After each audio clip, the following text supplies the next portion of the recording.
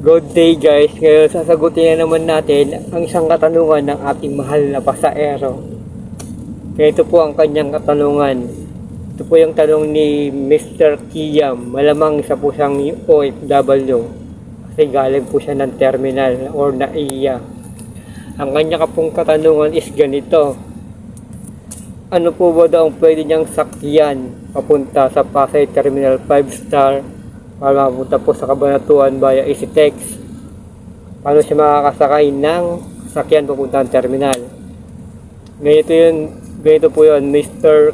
Kia. May tatlo pong pwede nyo pong sakyan. Tatlong pwede nyo sakyan pagpupunta po kayo ng 5 Star Terminal. Una, ito po yung pinakamura sa lahat. Pwede po kayo mag-jeep. Jeep na biyaheng Pamoa po.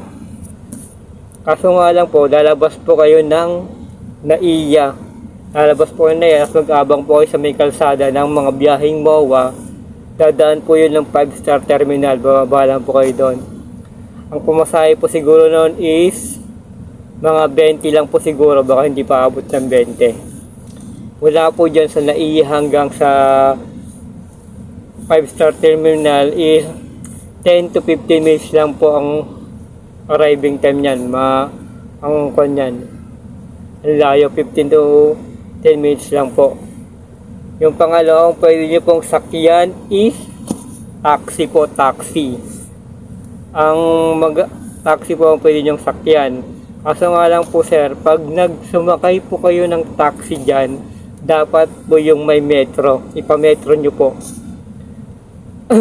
Pag pinametro nyo po kasi yan, mura lang po kasi yung magiging bayad niyan. Yung mga iba po kasi dyan sa mga galing po sa airport ng mga taxi, karamihan po dyan, naririnig din po kasi namin sa mga ibang pasahero natin, mga OFW na galing po doon. Ang karamihan po doon nilang binabayad is 800, 500, 700, ganun po.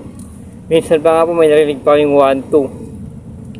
Biruin nyo mula NAIA hanggang Pasay Terminal ng 5 Star, 1 to 800. Napakamahal po yan, kaya kailangan nyo pong ipametro.